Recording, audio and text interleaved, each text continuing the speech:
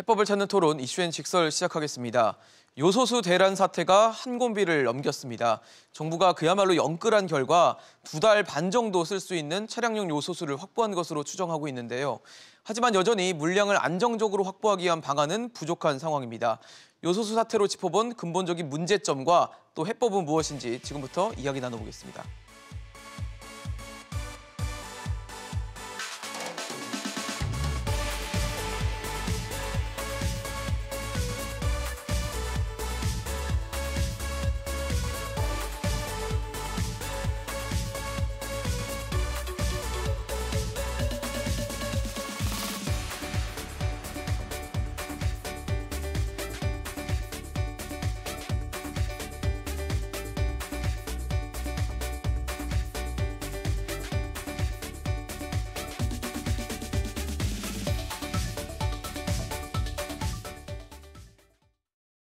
네, 오늘 함께해 주실 세 분 소개하겠습니다. 동국대 국제통상학부 광노성 교수, 서강대 기술경영전문대학원 김연학 초빙 교수, 한국외국어대 국제지역대학원 강준영 교수 나오셨습니다. 어서 오십시오. 네, 안녕하세요. 네, 최근 요소수 대란 얘기가 연일 보도가 되고 있고 현장에서는 굉장히 복잡한 구조가 계속 가속되고 있습니다. 요소수 구하기가 정말 하늘의 별 따기인 상황인데 일단은 요소수에 대해서 많이 요즘에 언론에서 나오기 때문에 좀 정리를 해드리고 가는 게 좋을 것 같습니다. 일단 경유차에는 배기가스가 나오고 그걸 저감하기 위한 장치들이 있는데 여기에 이제 들어가는 게 촉매제로 들어가는 게 요소수입니다. 요소수가 없을 경우에는 이 장비 배기가스를 저감하는 장치가 멈출 수도 있고요. 또 엔진 시동이 걸리지 않거나 고장이 날 수 있기 때문에 이 부분에 대한 필요성이 굉장히 커지고 있는데 시장에서는 사실 요소수 구하기가 어려운 상황이어서 일단은 정부가 대내외적, 국제적으로도 그렇고 국내에서 어떻게든 영끌까지 해서 일단 2달 한 반 정도를 쓸 수 있는 것까지는 확보를 했다고 하는데 저희가 일단 중국 정부에서도 우리 기업들하고 이미 계약했던 물량에 대해서 수출 절차를 진행하겠다라고 밝히면서 그래도 일단은 좀 한 고비는 좀 넘겼던 게 아닌가 싶은데 어떻게 봐야 될까요? 이게 지금 한 3개월치 정도 되더라고요. 계산을 해봤더니 네. 이제 소요량하고 이제 요소에다가 이제 거기다 이제 그 물개 해가지고 하는 게 요소수 아니겠습니까? 그렇죠. 원래 이제 질소 저감 장치라는 게 제가 와서 봤어요. 어떻게 만드는 게 질소 저감 장치인가 봤더니 암모니아를 이산화탄소에 반응을 시켜서 만드는 게 이제 요소더라고요. 그래서 그거를 2015년산 버스 트럭부터 이제 질소 저감 장치 부착을 의무화했고 네. 2019년부터는 SUV 차량에도 이제 부과. 그래서 지금 최신으로 만들어져 있는 우리 디젤 차량, 네. 그러니까 경유 차량은 지금 거의 다 부착을 하도록 이렇게 돼 있는 상황인데.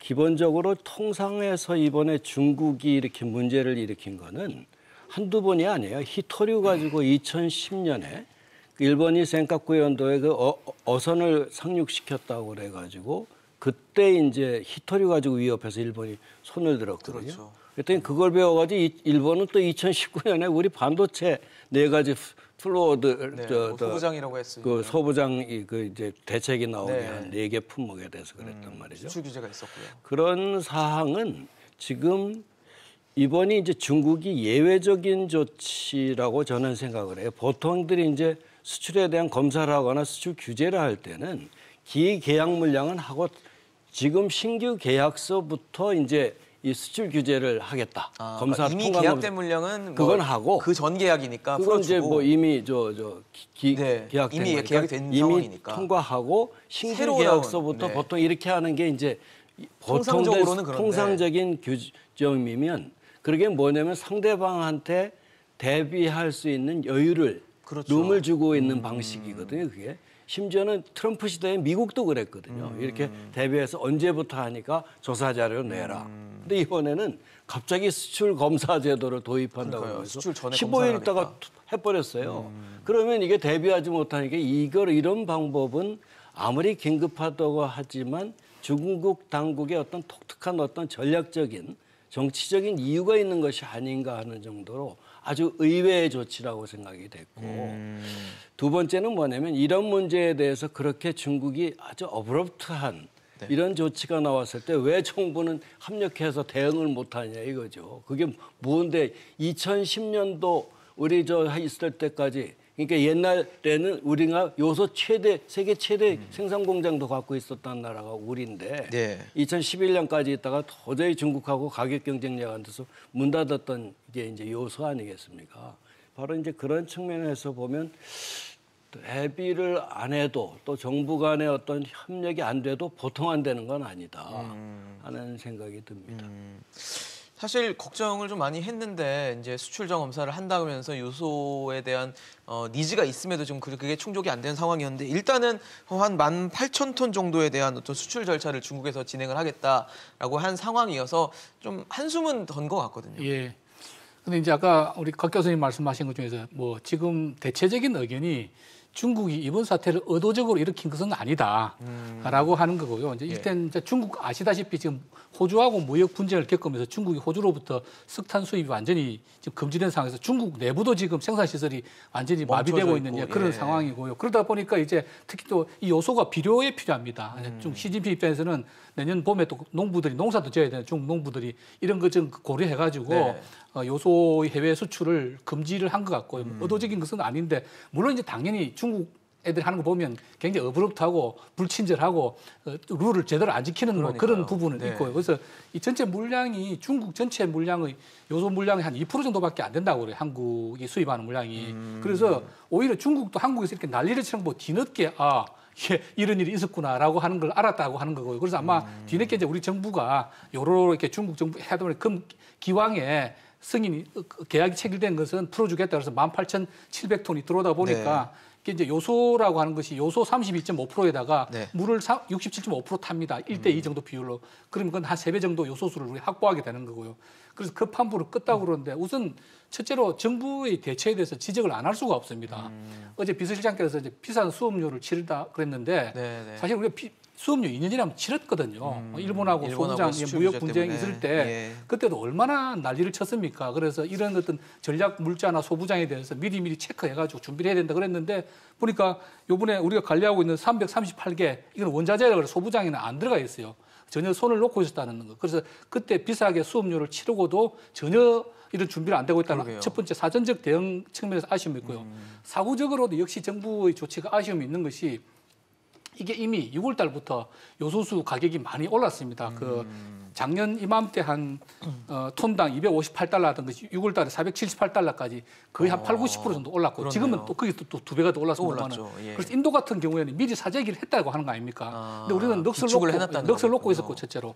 둘째로는 그래서 중국이 자국 사정도 급하니까 10월 11일 날 고지를 했다고 합니다. 요소수 앞으로 우리 수출 가급적 안 하게 해서 통관 검사를 엄격하겠다라고 했는데 전혀 대처를 안 하고 있다. 15일부터 본격적으로 이제 검사 수출 관세 검사를 엄격하면서 수출 통제하기 시작했죠.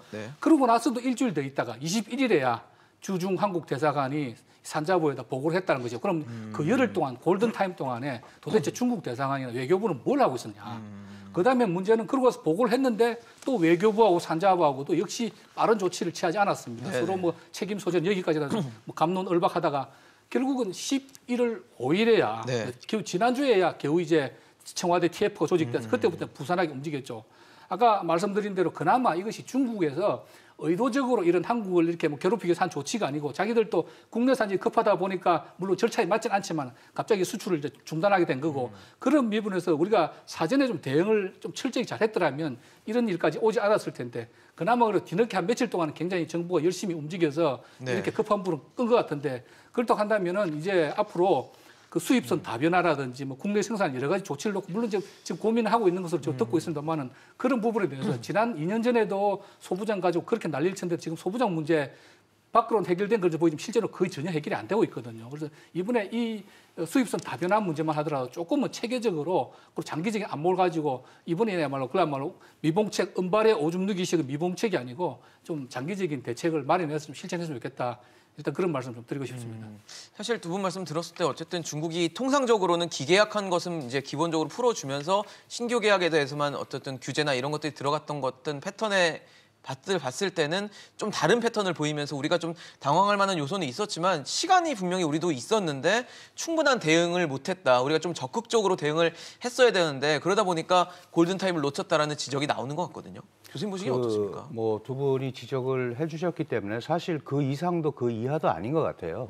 이제 문제의 핵심은 뭐냐면 앞으로 지금 이제 미중 갈등이 첨예화되고 글로벌 공급망 재편 문제가 계속 화두가 되면서 우리가 특별히 중국에 많이 의존하고 있는 이 원부자재들 특히 뭐 지금 한 1,850개 품목이 80% 이상이라고 그러지 않습니까?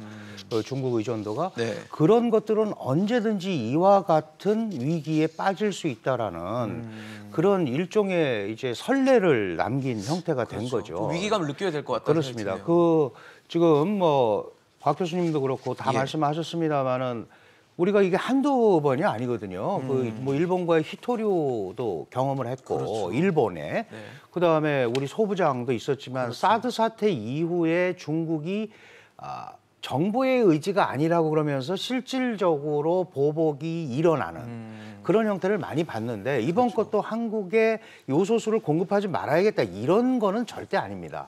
여러 가지 앞뒤가 안 맞는데 결과적으로 한국은 그거에 대한 피해를 보게 됐기 때문에 앞으로는 그 통상이나 이런 분야에서 나타날 수 있는 원부자재 수급 문제에 대해서 분명하게 관리를 해야 된다. 제가 알기로 중국은 자신들이 원부자재를 수출하는 90% 이상의 공급률을 가지고 있는 국가들 리스트를 다 가지고 있거든요. 그렇겠죠. 그래서 급하면 또 쓰는 거예요. 언제든 압박을 넣을 수 있다는 압박을 넣을 수 있죠. 왜냐하면 국제적 파급 효과는 안 나지만 그 나라에 일정한 타격을 가할 수 있는 건 하는데 요거는 요소수가 그런 건 아니지만 그런 형태가 됐기 때문에 그 예를 들어서 공간에서 보고했는데 이게 위에까지 안 갔다면 문제가 있는 거 아닙니까? 그러면 우리가 조기 모니터링 시스템을 분명하게 해서 앞으로 이런 문제가 다시 발생하지 않도록 미리부터 지금부터 해야 됩니다. 이건 뭐 한 정권이 바뀐다고 해결 문제가 아니고 우리가 미국하고 친하고 뭐 중국하고 친하고 이런다고 해결될 문제가 아니거든요. 중국도 지금 김 교수님 지적하셨지만 자신들이 급해서 그런 부분이 분명히 있습니다. 그러다가 호주의 석탄 수입이 재개가 되고 지금 석탄 가격이 안정이 됐거든요. 그러니까 또 조금 푸는 면도 있기 때문에 너무 그 중국의 보복에 초점을 맞출 필요는 없지만 그런 개연성이 계속 있다라는 데 대해서는 분명히 우리가 경각심을 가져야 될 것 같아요. 그러니까요. 계속 이런 케이스마다 우리가 비싼 수업료를 매번 낼 수는 사실 없거든요. 수업을 받았다면 그거에 대한 학습 효과가 분명히 존재를 해야 될 텐데 지금 그런 것들이 보이지 않는 부분이 좀 아쉽고 특히 아쉬웠던 부분은 지난달 29일에 로마에서 정의용 외교부 장관하고 이 왕이 중국 외교부장이 만났습니다. 만나서 얘기를 했는데 이 자리에서도 이 요소수 문제가 거론되지 않았다라고 알려져 있고 그리고 산업부도 그 아까 말씀하신 일본 수출 규제 이후에 한 300여 개 필수 품목을 관리하고 있는데 여기에 또 요소수는 들어가 있지가 않아요. 그러다 보니까 계속 정부가 뭔가 빈틈을 노출하고 제대로 대응하지 못하고 있다라는 비판을 좀 피하기 어려운 게 아닌가 싶습니다. 이제 경험, 러닝 이펙트라고 그러는 왜 우리 학습 효과 있잖아요. 배우면 뭔가 남아야 되는 거잖아요. 학습 효과는 과거에 우리가 없었거나 아니면 생산하지 못했을 경우에 당했을 경우는 이제 학습 효과가 있는데 요소 같은 경우는 사실 별로라고 생각했어요. 중요도도 낮고. 왜냐하면 세계 최대의 공장을 우리나라에서 가지고 있었고 그랬다면서요. 2011년까지는 실제로 공급을 했었거든요. 그러니까 11년도까지요? 2011년까지 국내에 공장이 있었어요. 그러다가 가격 경쟁력에 밀려서 안 한 것이고 그러면 일본도 똑같은 상황인데 왜 일본은 이렇게 서두르지 의존도가 되게 않냐. 낮더라고요, 상대적으로. 그런데 일본은 경유차 비중이 6%밖에 안 돼요. 총 출하 차량 중에. 우리는 유럽식이라 그렇죠. 디젤 차량이 유럽이 한 20% 뭐 이런, 하면 우리가 한 16% 정도 하고 그다음에 또 차이가 뭐냐면 일본은 암모니아 요소 생산의 원료가 되는 암모니아 생산을 일본에서 자체 생산을 하거든요. 암모니아에다 이산화탄소 반응시키면 바로 요소 나오는 건데 그 암모니아 원자재를 갖고 있기 때문에 일본은 괜찮아요. 한국에도 예외적으로 현대제철은 괜찮아요. 왜? 암모니아 자체를 공급을 하기 때문에. 그렇게 쓰는 시스템을 갖추고 있으면 문제가 없는데 우리는 최종제로서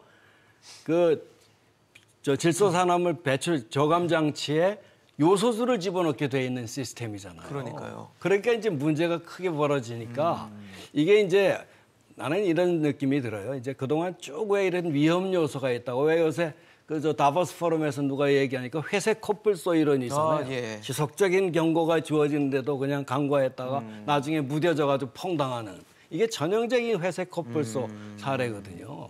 우리는 만들 수도 있고 할 수가 있어요. 근데 이제 갑자기 이런 어브럽트한 조치가 내려지고 대비할 것도 없는 상황에서 그러면 요소는 왜 러시아도 생산하고 사우디도 생산하는데 꼭 중국한테만 가서 그러냐. 근데 요소는 가액에 비해서 이게 무거워요.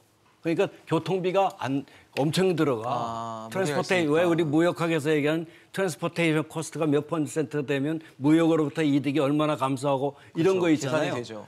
무거워 이게 가액에 비해서. 그러니까 할 수 없이 가까운 중국에서 수입을 하게 되는 그런 원인. 멀리서 갖고 오기가 되게 힘든 그렇죠. 그러니까 사우디나 러시아에서 갖고 오기는 힘들어요. 운임비가 많이 들고 그런 측면에서 그렇게 보면 우리나라가 이제 쭉 보면 이게 왜 소부장에도 안 들어가 있고 그러니까요. 기본적인 텍소노미 자체, 그러니까 분류 체계를 달리해야 돼요. 통상 환경이 지난 트럼프 이후부터 2017년 이후부터 막 그 통상을 안보의 무기로 막 사용한 게 이제 전형적으로 사용한 게 트럼프 이후거든요. 그러면 이게 트럼프만 그러면 상대방은 보복 안 했겠냐 이거죠. 그게 이제 중국의 보복 현상이 또 나타날 것이고 대표적인 게 2019년에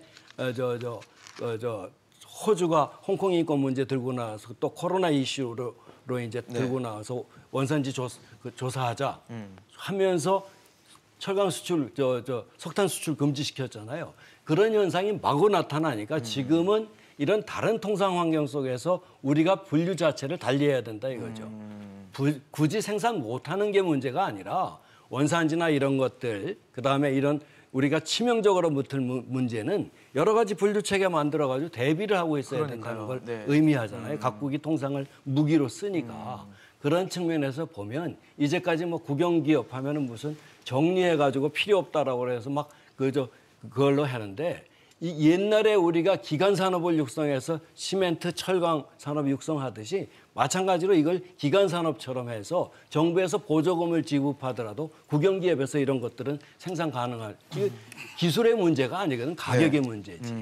그렇게 하는 체제를 지금 빨리 분류체제 개선해서 이런 안보 품목에 대한 것도 얘기할 필요가 있다. 이런 생각이 듭니다. 사실 앞서도 말씀을 주셨지만 사실 우리가 뭐 2019년이죠. 한 2년 정도 전에 일본의 수출 규제로 굉장히 힘든 시간을 보냈는데 이번에도 또 이렇게 2년 후에 또 비슷한 사례가 반복되다 보니까 좀 학습 효과에 대한 얘기가 나오고 지금 앞서 뭐 강준영 교수님도 말씀 주셨지만 특정 국가에 한 80% 이상 의존하는 것들이 꽤 많더라고요. 지금 한 4,000개 정도가 품목이 있다고 하는데 이 부분들은 언제든 우리가 또 다른 압박을 받을 수 있는 좀 여지나 불씨가 될 수 있을 것 같아서 지금부터라도 뭔가 이 부분에 대한 의존도를 낮춰서 뭐 다변화를 시키든 하여튼 한 바구니에 계란을 다 담지 않는 방법에 대한 어떤 고민이 좀 필요하지 않을까 싶거든요. 그렇죠. 저도 이번에 이제 방송 나오기 위해서 자료 준비하면서 놀랬던 게 요소수 부족 사태로 이렇게 고통을 겪고 있는 한국밖에 없더라고요.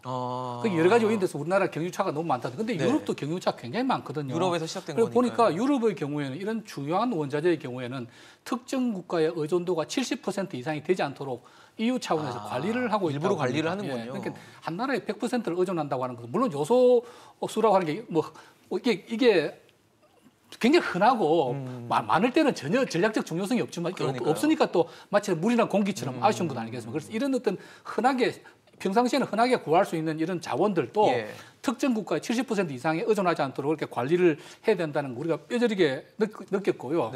또 하나는 이제 조금 전에 앵커께서 말씀하셨지만 이제 우리나라에 수출하고 있는 수입하고 있는 품목 중에서 전체 3분의 1에 해당되는 한 3,900개 정도가 특정 국가의 80% 이상을 의존하고 있다는 거고 그 중에서도 절반이 중국에서 80% 이상을 수입하고 있다는 거 아닙니까? 그럼 중국에서도 한 80% 이상의 의존도를 보이는 게 한 8,900개 정도 된다는 얘기네요. 1,850개라고 합니다. 1,850개인데 그 이번에 중국도 놀랬다고 하는 거 아닙니까? 자기들은 뭐 별 생각 없이 자기들 아쉬우니까 수출 좀 제한했는데 한국이 나라가 뒤집어지는 거예요. 그러면 어떤 생각이냐? 중국이 정말 필요할 때 이거 우리 한국은 말 안 들으면 옛날에 일단 사드 보복만 하더라도 써먹어야겠다. 일부 산업만 이렇게 좀 타격을 받았지만 뭐 엔터테인먼트라든지 뭐 유통업계 근데 그렇죠. 이런 거는 면세 한국이란 작은 나라를 우리가 이 자원을 공급하지 않으면 마비를 시킬 수 있겠구나라고 하는 깨달음을 준 것이 이번에 우리가 정말 뼈저리게 배워야 될 교훈이라고 생각이 들거든요. 네. 그래서 뭐 여러 가지 대책을 이제 또 그러다가 또 말 건지는 사실 의문스럽습니다. 왜냐하면 제가 아까 잠깐 말씀드렸지만 우리 소부장 사태 났을 때도 그 제가 다시 자료를 보니까 3가지 품목을 그때 일본에 수출 제한하지 않았습니까?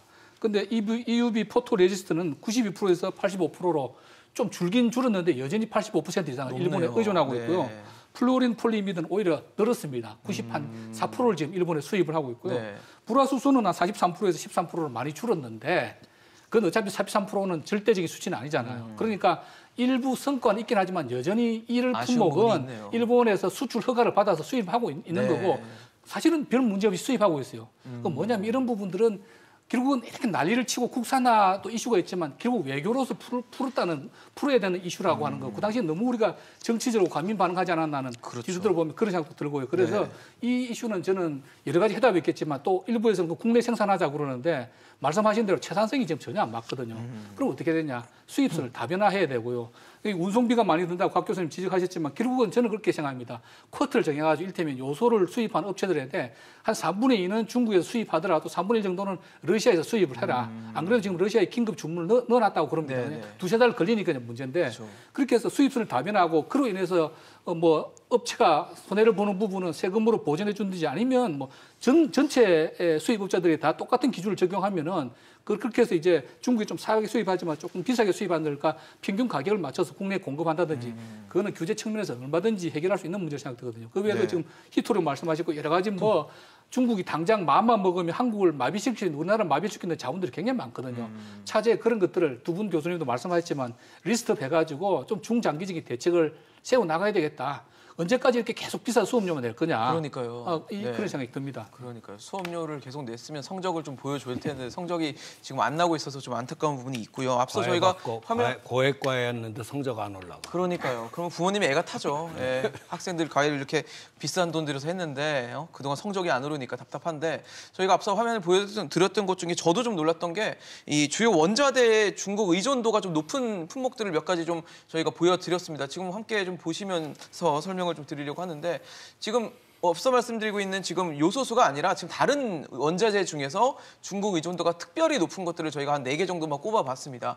마그네슘 인곡 같은 경우는 뭐 중국이 아니면 우리가 아무것도 할 수 없는 지금 상황이라고 봐야 되는 상황이고 뭐 텅스텐, 산화 텅스텐도 이제 굉장히 높은 비중이기 때문에 이런 것들은 우리가 제2의 요소수 사태, 제3의 요소수 사태가 돼도 이상하지 않을 정도의 지금 숫자인 것 같거든요. 그렇습니다. 저 지금 화면에서 보십니다만은 그 사실 요소수는 이제 우리가 거의 뭐 전량하지만 저 중국의 마그네슘도 우리가 100% 받아들이는데 다른 나라도 그래요. 그거는 그러니까 지금 말씀하신 대로 요소수는 한국만 직격탄을 맞았지만. 저 마그네슘 같은 경우는 중국이 공급을 안 하면 전 세계가 이제 마비가 될 수 있는 상황. 그래서 그런 부분들이 다 있는데 제가 이제 우려하는 것은 이게 그 말씀하셨다시피 중국이 언제든지 저걸 자원을 무기화할 수 있다는 거죠. 그리고 지금 보이는 저런 부분들은 마그네슘 같은 경우는 이제 자동차 강판에 들어가는 거고 다른 부분들은 우리가 이제 소위 얘기하는 미래 뭐 2차 전지라든지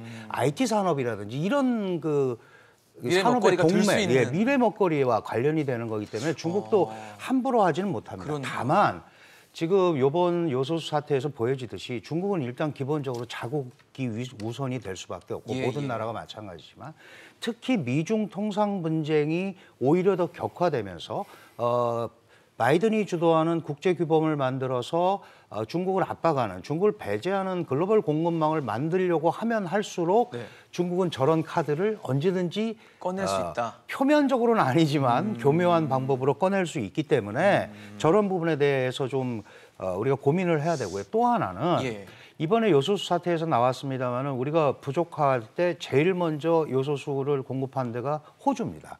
지금 호주가 사실은 어떻게 보면 미중 간에 미국의 대리전을 하는 양상을 그렇네요. 띄고 석탄을 있거든요. 갖고 예, 중국이랑. 석탄 가지고 네. 하다가 됐고 사실은 중국과 호주 관계에서 중국이 가장 아쉬워하는 건 석탄이 아니고 철광석입니다. 만약에 석탄 문제가 잘못되면 호주가 철광석을 안 하면 중국도 엄청난 대란에 빠지게 돼 있거든요. 산업이 마비될 수도 있겠죠. 다시 말씀드리면 이게 얽히고 설켜 있기 때문에 이런 부분에 대한 논의가 진행이 돼서 이렇게 특정 국가한테 파급되는 거를 막는 노력을 해야 됩니다. 그리고 지금 중국 외교부 대변인이 갑자기 나타나더니 우리가 미국하고 싸울 일이 아니고 국제가 협력을 해야 된다. 이러고 이제 한 발 물러섰단 말이에요. 네.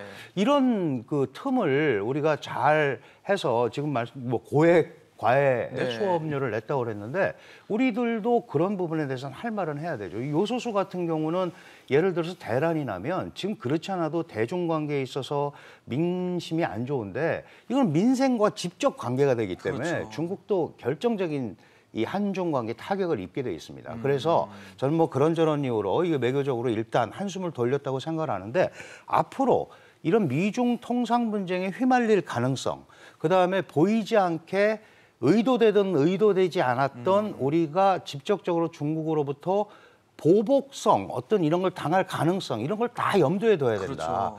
그런 의미에서 아까 곽 교수님 지적하신 이 통상 품목을 다시 우리가 짜서 리스트 다시 해서 바라보는 좀 정리할 그런 필요가. 계기가 됐으면 좋겠다라는 생각이 듭니다. 그렇죠. 사실 지금 뭐 중국에서도 중국 매체를 통해서는 뭐 그런 얘기를 합니다. 요소수 사태를 언급했고 그 부분에 대해서 글로벌 공급망에서 중국의 어떤 위상을 분명하게 인식하라라는 식의 매체에서도 거론이 되고 있는 상황이기 때문에 좀 걱정이 되는 건 저희가 이제 베스트 상황만 생각하고 살 수는 없거든요. 최악의 상황에 대한 대비도 돼야 되는 상황을 감안을 했을 때는 중국이 언제든 이런 상황에 대한 어떤 것을 이용해서 무기화할 수 있는 가능성에 대해서도 뭐 현실이 안 되면 좋겠지만 대비는 해야 되는 거 아닌가라는 생각이 들거든요. 그게 이렇게 봐야 돼. 특히 이제 아까 이제 통상 분쟁이라고 그러는데 미중 갈등이 옛날에는 그냥 몇 가지 사이버 칩 따라서 정보 훔쳐가더라. 또는 뭐 기술 이전을 강요하더라. 뭐 이렇게 해가지고 이제 그걸로 몇 가지 끈을 잡다가 그거에 대해서 이제 관세 폭탄을 내리기 위해서 특정 품목, 예를 들어서 철강하고 그다음에 이제 그 알루미늄에 대해서 했던 그런 방법이 네. 트럼프 시대에 했던 것이라면 그렇죠. 바이든 시대는 중국을 적대시하는 건 똑같아요. 그건 아주 뭐 양당 명확하게. 모두의 이슈, 바이파티젠 이슈라고 보통 얘기하는 그런 건데 네. 방법이 달라서 이건 뭐냐면 이제 통상적으로 우군을 규합해서 주요 품목, 반도체 같은 것 이런 것들을 우군 규합해서 동맹국끼리 따로 공급망을 형성하자는 거거든요. 네. 이 얘기는 무슨 얘기냐면 중국을 자극하기가 쉬워요. 편들게 만들거든. 그러면 우리나라가 이제 우리는 전형적인 통상 국가지 않습니까? 그렇죠. 전 GDP의 70% 이상이 통상에서부터 수입으로, 나오는 네. 뭐 인구 5,200만 먹여 살리고 저 1인당 34,000번 하려면 팔아서 고부가 같이 올려서 하는 수밖에 없으니까 뭐 우리는 성장 과정에서 방법은 없었어요. 네. 그런데 이건 위기가 리스크가 크단 말이죠. 이 경제 구조 자체가.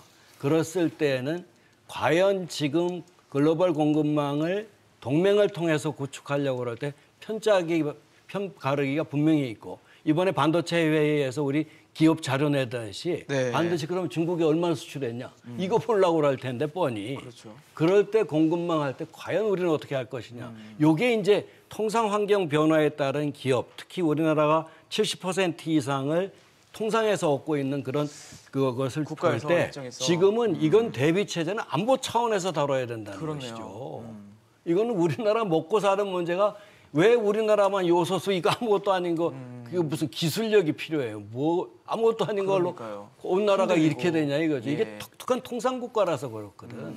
그렇다면 안보 차원에서 옛날 기간산업 육성하듯이 네. 다시 정리할 필요가 있다 하는 것이 이번 사태의 교훈이라고 봅니다. 아무래도 지금 뭐 다시 정리해야 될 필요성이 있다까지 말씀을 주실 정도로 중국이 어떤 이런 자원을 이용한 무기화에 대한 걱정은 좀 계속 우리가 끌고 갈 수밖에 없겠다는 생각이 좀 들거든요. 그러니까 우리가 이런 소부장이라든지 이런 중요 원자재에 대해서 전략을 수립하려고 그러면 우리가 기업 경영 전략 수립할 때 보면 우리가 가지고 있는 전략적 위치를 잘 판단해야 됩니다. 그렇죠. 우리가 할 수 없는 걸 함부로 할 수는 없거든요. 말씀하신 대로. 근데 우리나라 경제 규모가 뭐 선진국이긴 하지만 아주 크지는 않습니다. 중규모 국가고요. 일단 자원은 빈국입니다. 그리고 통상 특히 수출에 의존해서 먹고 사는 나라거든요. 예. 그럼 뭐냐면 우리가 뭐 경제 원론 시간에 배웠지만 데이비드 리카르도의 비교 우위 이론에 좀 충실해야 됩니다. 우리가 상대적으로 우위 요소 있는 것을 수출하고 우위 열의 요소 있는 걸 수입하고 기본적인 원칙을 지켜야 되거든요. 흔히 일각에서 주장하듯이 이런 문제 날 때마다 전부 국산화하자. 그럼 우리가 우리 수출 경쟁력은 네. 가져올 수가 없습니다. 그렇죠. 그래서 쭉 이거 중요 자원별로 리스트업을 해가지고 이를테면 요소수 같은 경우에도 말씀하신 대로 한때 한국비료, 옛날 한국비료라고 해서 삼성그룹 있을 때 세계 최대 요소 생산 회사였습니다. 그런데 이게 채산성이 안 맞으니까 지금 그게 이제 롯데 정밀화학의 전신이거든요. 롯데 정밀화학에서 한 10여 년 전부터 요소수는 생산하고 있어요. 요소 받아가지고. 근데 요소 생산을 금지한 건데요. 그래서 기본적으로는 이런 거는 수입에 의존할 수밖에 없다. 다만 중국 한 나라에 뭐 90% 이상 의존은 위험하니까 또 제가 보니까 요소수를 생산 안 하는 나라가 별로 우리나라처럼 심각하지가 않더라고요. 일본에서도 요소수 말씀하신 대로 다 거의 자급자족하고 있고 수출할 여건은 안 된다. 근데 러시아는 거리가 조금 있긴 하지만 우리한테 수출할 여건되고 호주 그다음에 동남아 국가들도 다 생산하고 있더라고요. 그러니까 조금 운송비가 더 들겠지만 우리가 다변화해야 될 필요가 있고 수 있는 여지는 있네요. 굳이 필요하다 그러면 국가 안보 차원에서 공공시설이라든지 군관계 시설은 뭐 조그맣게 공장을 만들어서 아니면 롯데에서 좀 생산하든지 일부 생산할 필요가 있을 수 그거는 경제성 분석을 해봐야 되는데 매스마켓까지 우리나라에서 국내 생산해서 한다 그러면 안 맞는 거고요. 다른 품목들도 마찬가지입니다. 가급적 다변화하고 그다음에 제일 중요한 게 결국은 외교입니다. 외교. 지금 사실은 뭐 일본의 소부장 또 외교로서 풀어서 수출 허가 받아서 계속 수입하고 있듯이 이런 부분들도 근데 제가 걱정되는 거는 이제 중국이 석탄 사정이 풀려가지고 내년에 다시 중국 요소수 수출이 재개되면 마치 아무 일도 없었다는 듯이 또 돌아가서 이 교훈 비싼 수업료 냈던 교훈 까먹고 또 그냥 90% 100% 또 의존하면서 지금 그렇게 될 가능성이 굉장히 높다고 보는데 정말 이렇게 한번 비싼 수업료를 냈으면 차제에는 최소한 중국에서 수입하는 물량은 한 60~70% 정도로 아예 쿼터를 정해가지고 낮춰버린다든지 그런 대안들을 정말 이번에 리스트업 해가지고 중요 물자들에 대해서는 요소수에서 끝날 것이 아니라 다른 품목들에 대해서도 종합적인 대책을 같이 마련했으면 합니다. 사실 우리가 몇 년째 지금 미중 사이에서 굉장히 흔들리고 있고 어떻게 해야 될지에 대해서 스탠스에 대해서 굉장히 우리가 섬세하고 미묘한 이 선을 걸어가야 되는 상황인데 계속 이렇게 뭐 일본에 흔들리고 중국에 흔들리고 또 미국에서는 지금 반도체 관련해서 자료 내라고 해서 우리 기업들이 지금 자료를 냈어요. 이제 뭐 중요한 비밀들은 좀 빼고 냈다고 하는데 어쨌든 제출을 한 상황이어서 계속 우리는 이 어딘가의 한가운데 어딘지도 모르는 곳에 계속 있는 상황인 것 같습니다. 당연히 그럴 수밖에 없는 상황이고요. 마침 이 반도체 같은 경우는 미국이 중국의 미래 먹거리를 압박해서 미국에 도전하는 중국을 제어하는데 가장 핵심이 반도체 기술을 제어하는 거다라고 판단을 했고 그래서 사실 바이든 행정부 들어오고 나서 계속 반도체는 미국이 움직이겠다라는 뜻을 아주 간단하게 얘기하고 있는 거거든요. 그래서 거기에 따라서 대만의 TSMC, 그다음에 한국의 삼성, SK, 하이닉스 여기에 이제 그 자료 내라. 근데 그 자료 내라고 하는 항목을 보면 굉장히 자세합니다. 26개 항목을 아주 세세하게 해서 너 얼마 재고 얼마 있고 누구한테 얼마 주고 앞으로 계획 어떻고 그건 기업 비밀인데 하여간 어쨌든 적당히 해서 냈다라고 얘기했고 미국도 잘 받았다고 얘기를 했는데 제가 우려하는 건 이게 여기서 끝날 일이 아니라는 거죠. 이렇구나. 그럼 이제 본격적인 대중 압박이라는 의미를 가지고 중국을 배제한 글로벌 공급망을 만들기 위해서 미국이 압박을 할 텐데 특히 반도체 분야에서는 한국이 분명히 중요한 역할을 할 수밖에 없는 상황이고 그렇다면 이 부분에서 우리가 한중 관계 이걸 어떻게 할 거냐 이 고민을 해야 됩니다. 지금 미국과 중국이 싸우는 이 상황에서 미중 간의 첨예한 갈등이 한중이나 한미 관계에서 또 첨예한 갈등하고 같지는 않습니다. 품목도 다르고 이런 부분을 지금 두 분이 계속 말씀하셨지만 이걸 잘 구분을 해서 봐야 돼요. 그래서 TSMC도 처음에는 우리 못 주겠다 그러다가 결국은 미국도 그렇게 얘기했는데 이거 못 받으면 난감해지잖아요. 그래서 이제 속된 말로 많이 깎아준 거죠. 그럼 여기까지 일단 내봐라. 그리고 우리도 거기에 맞춰서 냈습니다. 냈는데 이게 2차 조치들이 곧 나올 거라고 충분히 예측을 할 수가 있고 네. 그럴 경우에 우리가 어떻게 할 거냐. 이거는 또 수업료 내면 안 되고요. 그렇죠. 어느 부분까지 어떻게 할지에 대해서 분명히 공감대가 있어야 된다. 적어도 우리가 이 반도체, 특히 메모리 부분에 관해서는 전 세계 80%에 가까운 점유율을 가지고 있고 기술 우위가 있기 때문에 이런 부분에 대해서는 충분히 교섭이 가능하다. 끌려가가지고 미중 사이에 그렇죠. 소위 이 글로벌 공급망 하는데. 분쟁에 한복판에 서게 되면 굉장히 골치 우리가 아프죠. 좀 어려워진다. 예.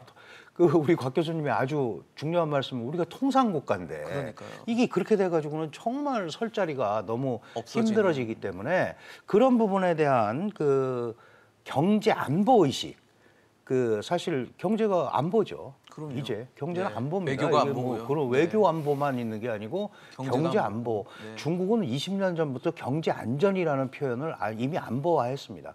트럼프 대통령은 미국한테 감히 그 전에 도전하는 데가 없었는데 이제 중국을 도전 세력으로 확실히 인지하고 경제 안보라는 표현을 썼고 우리는 원래부터 경제가 안보여야 되는 국가입니다.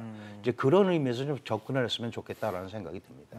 일단은 이 반도체 뭐 기업의 자료 제출 요구한 것에 대해서 러먼도 미 상무장관은 일단 일회성 조치라고 밝혔고 일단 불가피했다. 좀 이례적인 상황에서 불가피하게 이루어진 상황 조치였다라고 했습니다. 그리고 문승욱 산업부 장관도 이제 면담을 하고 나서 뭐 추가 조치에 대한 언급은 없었다라고 하지만 이게 꼭 추가 조치가 없다라고 또 귀결할 수는 없는 부분이 있어서 여전히 좀 불안감이 좀 계속되고 있다라고 볼 수밖에 없을 것 같거든요. 이 상무부에서 이제 운영하는 이제 ITC라고 있거든요. 인터내셔널 트레이드 커미션이라고. 네. 거기에서 이제 반덤핑 조치를 내릴 때 그때 기업 기밀 자료 요구를 합니다. 그거는 이제 반덤핑 제소가 기업한테 들어왔을 경우에 그 피소되는 기업에 대해서 자료를 달라 할 때 이제 기업 비밀 자료 요구를 하거든요. 그건 원가까지 요구를 네네. 합니다. 근데 이번의 경우는 글로벌 공급망 편성의 그 즈음에서 잘못도 없는데 지금 내라고 그러는 게 이제 문제가 되는 거예요. 그러니까요. 그렇다면 앞으로 이게 통상이 안보 이슈화 된다고 하면 반덤핑으로 걸지 뭘로 걸지 그렇게 모호한 규정이거든요. 반덤핑이. 반덤핑이라고 해서 각국마다 운영 규정이 달라요. WTO 반덤핑 협정문은 있지만 가능성이 충분히 있으니까 네. 이게 앞으로 왜 이제 통상국가가 리스크를 그만큼 많게 하니거든. 남의 영향을 받는다는 얘기거든요. 통상국가는. 특히 미중 갈등에서 중요 핵심 품목이 한국에 많아요. 대표적인 게 반도체입니다. 그렇죠. 차량용 반도체 부족으로 해서 회의를 처음에 소집하게 된 어떤 트리거가 됐지 않습니까? 그 뒤에 반도체 전반으로 해서 인텔도 내부 생산한다고 그러지. 그 다음에 이제 이제 시스템 반도체. 네. 그거를 팹을 메모리. 미국 내에서도 하겠다는 거 아니에요. 이렇게 되면은 이 중간에 바로 한국이 먹고 사는 네. 한국 경제의 20%를 차지하는 품목이 바로 그 핵심 대상 품목에 있다는 데 문제가 있거든요. 바로 이제 이런 문제 사항을 정확하게 보고 그래야지 그럼 구체적으로 어떻게 우리가 대처 방안을 생기느냐가 되는데 이거는 인식하고 무시하거나 아니면 나 몰랐어요 그러고 넘어가려고 그러다 여기까지 온 거 아닙니까 이게.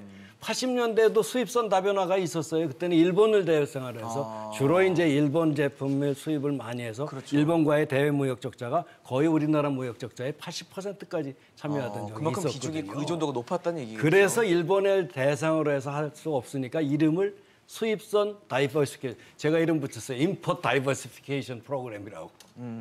수입선 다변화는 수입선 다변화를 붙이면서 국내 생산도 유도를 하고 할 수 있는 건. 그래서 국산화율 이렇게 해서 이제 70%다 자동차 몇 %냐 보고 받게 하고 그다음에 이제 수입선 다변화로 일본 말고 딴 데서 공급할 수 있는 방법 없느냐 찾게 한 게 80년대 말이거든요. 그때. 했었는데 지금 와서 또 이래. 그렇네요. 80년대는 그러니까 문제가 나왔으면 사람들이 그렇게 미시적이라서 금방 까먹어. 그러니까요. 지금 그래가지고 꼭 오면 터지고 난 다음에 와서 이 짓을 하니 내가 참 어떻게 보면 전 뭐 옛날 우루과이 라운드 협상서부터 정부 수입선 다변화까지 참여했던 사람으로서 보면 참 답답합니다. 예. 그러게요. 바이든 행정부의 반도체 공급만 재편은 전략에 있어서 한국 업체들이나 우리 정부 국민 전체가 중간에 그 고래 싸움에 새우등 터진다고 피해를 네. 볼 가능성이 굉장히 높습니다. 잘 아시는 대로 한국 업체들은 메모리 반도체에 강하고 그 대만의 TSMC는 이제 비메모리에 강하잖아요. 그래서 주 고객은 아주 설계 능력이 뛰어난 반도체 회사도 주로 미국에 있습니다. 그러다 보니까 그 TSMC는 주 고객이 60% 이상이 미국입니다. 그래서 뭐 정보를 주더라도 미국 기업에 대한 정보니까 어떻게 보면 이제 뭐 같은 편이라고 할 수 있는데 한국은 주로 이제 메모리 반도체를 주로 생산하고 40% 이상을 중국에 수출하고 또 중국 현지에서 삼성하고 SK 하이닉스 모두 다 공장을 가지고 있거든요. 네, 그래서 그렇죠. 주 고객은 중국입니다. 그러다 보니까 당연히 그 미국이 이렇게 중국을 반도체 글로벌 공급망에 제외하려고 하는 거는 다른 뭐 농업 분야 이런 건 좋다 이거죠. 광물 그건 니네들 뭐 마음대로 하되 첨단 과학 IT 분야에서만큼은 미국이 따라오는 걸 막으려고 하는 목적이 있는 거고 한국의 그 고집적 굉장히 그 수준 높은 고부가치의 반도체 메모리 칩들이 중국에 공급될 때 중국이 이걸 가지고 뭐 통신 장비도 만들고 그렇죠. 뭐 여러 가지 군사 장비도 만들고 하기 때문에 그 부분에 대해서 굉장히 견제하려고 하는 심리가 있는 거거든요. 그래서 이번에 사실 뭐 정보를 줬을 때 민감한 고객 정보를 안 줬다. 그리고 서로 만족한다고 겉으로 놨지만 저는 분명히 미국에서 그 궁금해할 것이고 앞으로도 이런 자료 요구를 재차 3차 요구할 가능성이 분명히 있다고 보고요. 만일에 그렇게 민감한 고객 정보를 또 미국 정부에 넘겼을 때 중국이 또 가만 안 있을 거란 말이죠. 그러니까요. 이번에 요소수 사태는 어쨌든 보면 해프닝으로 끝날 가능성이 있지만 이제 뭐 아까 뭐 망간이라든지 다른 것도 있고요. 그래서 근데 얼마든지 중국이 한국을 괴롭힐 수 있는 건 있거든요. 그래서 정말 우리 한국 기업들이 굉장히 어려운 상황에 처해 있다. 그래서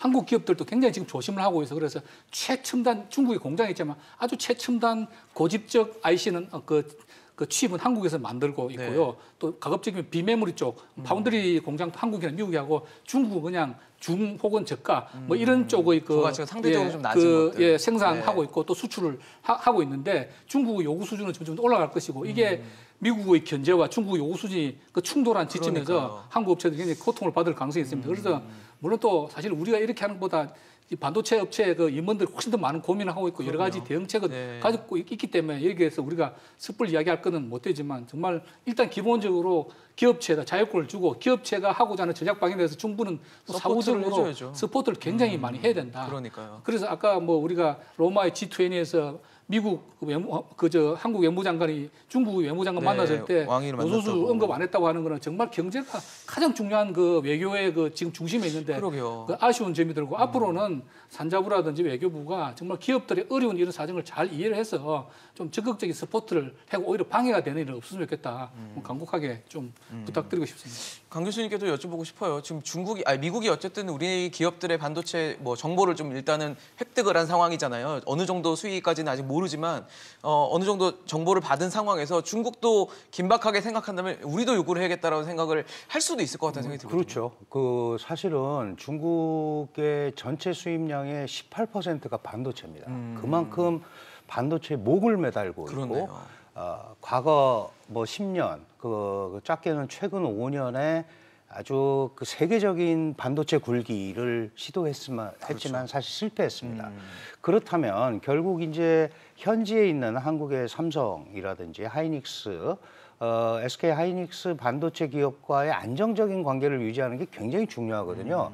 사실 한국한테 자료 내놓으라. 이거는 그 지금 미국이 한국의 자료를 약탈한다라고 한 상황에서 그러니까요. 우리한테 그렇게 얘기하기는 굉장히 어려운데. 똑같은 행동을 하기는. 네네. 근데 지금 바이든 행정부가 미국 국내 기업들한테도 상당히 압박을 받고 있습니다. 왜냐하면 대중 정책을 정확하게 얘기를 해라. 그래야 우리도 어떻게 할 거 아니냐. 그렇죠. 이런 얘기예요. 그래서 사실은 제가 판단하기에는 바이든이 기존에 했던 부분에 대해서는 어느 정도 좀 열어놓고 새롭게 기술되는 개발 여기에 관해서는 확실하게 제어하겠다라는 게 지금 바이든의 생각 아니겠느냐. 그러면 우리가 중국보다 훨씬 더 이 나노 공정에서 앞서가고 있고 뭐 3나노까지 갔으니까 이 나노 공정에서 앞서가고 있는 이 부분은 우리가 지키면서 가야 되는데 지금 마침 이제 지금 중국에서 6중전회가 오늘 끝나고요. 네. 이거 끝나고 나서 바이든과 시진핑이 회담을 한다니까 이런 부분에 관해서 갈등 관리 모델을 만들어야 됩니다. 안 그러면 사실 우리가 이거 갖고 있기 때문에 우리도 큰 소리 칠 수 있습니다. 죽어도. 그러니까 그런 부분을 만들면 우리 통상국가로서 한국이 또 처해지는 위험이 있거든요. 그래서 이런 부분에 대해서는 어떤 흐름을 통제하는 미중이 뭐 무턱대고 싸운다고 될 일은 아니고요. 네네. 우리도 거기에 대해서 분명하게 미국과 중국한테 할 말을 하는 그렇죠. 특히 우리의 가장 핵심 기술이고 기술 우위를 갖고 있는 쪽이니까. 우리를 지탱하고 있는 이 문제에 대해서는 그런 좀 자신감을 가질 필요도 있다 이런 생각을 합니다. 이렇게 되다 보니까 더 외교적으로나 통상적으로의 대처가 좀 아쉽다라는 생각이 드는 것 같습니다. 이제 문제는 미중 갈등이라는 게 지금 세계 통상 이슈 중에서 가장 큰 이슈가 미중 갈등이에요. 네, 세계에서 오래되고요, 1위, 지금. 2위 국가. 특히 1위, 2위 국가 자기들끼리만 크면 좋은데 우리 무역 의존도가 거의 38%. 여기가 25%에 13% 정도 되니까 거의 40%를 이 두 나라에 의존하고 있는 나라고. 그러니까요. 바로 이제 그런 점에서 한국이 통상국가의 위기란 얘기죠. 이제 위기는 위험한 기회잖아요. 양면의 칼이란 말이죠. 그렇죠. 기회가 되기도 하고. 하나는 치명타가 기회는 될 수도 뭐냐면 아까 이제 얘기한 5나노급, 8나노급, 네. 뭐 3나노급이 있지 않습니까? TSMC는 3나노급 벌써 작동을 하고 있다고 그래요. 우리가 적어도 미국한테 지금 이제 중국에서 공장 짓는 거를 미국이 이제 나중에 이제 그 규정 지을 거라고요. 지금 레벨로 정해서 그 이상은 중국한테 공급하지 마라. 그러면 미국이 그걸 예상을 해서 미리 얘기해보면 다 나와요. 그럼 네네. 5나노급 이상은 안 할게. 그렇게 해가지고 5나노급은 중국에 짓고 그래서 그걸 공급하고 그다음에 3나노급이나 이제 그 더 이상은 기술력이 필요한 것들은. 미국이나 한국에서 디자인하고 미국에서 짓든지 일종의 선을 긋는 거네요. 예, 그렇게 어떻게 이렇게 교묘하게 왜냐하면 그때 이제 서희의 외교를 보면 우리나라 이제 외교의 최고의 성과라고 그러잖아요. 강동 6주 반환 우리 고등학교 그렇죠. 때 반환 배웠을 받았던, 거예요. 네. 그때 원명 교책이라는 독특한 상황을 활용했거든요. 중국의 국가가 바뀌는 그러면요. 상황이었죠. 국가가 예. 바뀌. 마찬가지로 지금 미중 갈등 속에서 우리를 필요로 하니까 자꾸 부르는 거 아니겠어요? 그렇죠. 미국도. 네네. 중국은 자꾸 미국 편 든다고 왜 니들은 한국하고 일본은 미국 편 들어 그러면서 지금 조지는 거 아닙니까? 그러니까 그런 상황에 우리가 좀 이용을 해야 된다는 그렇죠. 거죠. 지금 바로 머리에 뛰어난 거 아무 쪽에다 소용없어. 지혜로 와야 돼. 조그만 나라가 살기 위한 가장 중요한 건 뭐 머리가 좋아야 돼. 지혜가 이렇게 행동해야 그러니까요. 되거든. 조금 더 지혜가 정말 필요할 것 그런 같고. 지혜가 필요한 네. 시기점이 아닌가 하는 생각입니다. 알겠습니다. 참 이게 요소수가 그렇게 중요했을까라는 생각이 들 정도로 지금 국가적으로 지금 대란을 일으키고 있고 이 상황이 지금 글로벌적으로 봤을 때는 우리만 이 상황을 겪고 있다는 사실이 좀 뼈아프고 아쉬운 순간인 것 같습니다. 앞서 말씀드린 것처럼 지금 고액 과외에 대한 수업료를 내고 있다면 다음에는 이거를 학습 효과로 발판 삼아서 이런 일이 일어나지 않도록 좋은 성적을 낼 수 있도록 할 수 있는 지혜가 필요해 보입니다. 오늘 광노성 교수, 김연학 교수, 강준영 교수와 함께했습니다. 이슈앤직선 오늘 준비한 소식은 여기까지입니다. 지금까지 시청해주신 여러분 고맙습니다.